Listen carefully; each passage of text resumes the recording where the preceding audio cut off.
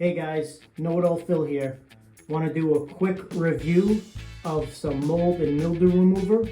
I have some surface mold on the shower ceiling. I didn't want to rub it or sand it, get it into the air. So I found a quick solution.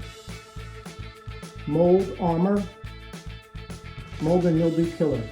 I spray it on for about 1 minute and it just disappears.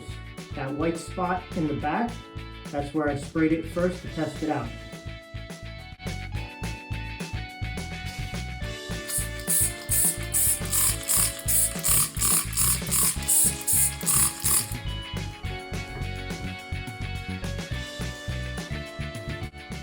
I'm going to leave the room, come back in about 1 minute.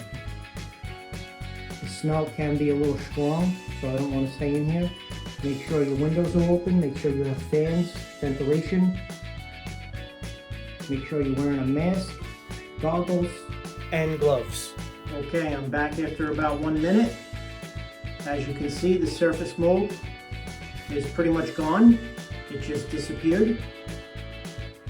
What I'm going to do after I spray the whole ceiling and let it dry for about 10 minutes, I'm going to wipe it down with a damp sponge, very lightly.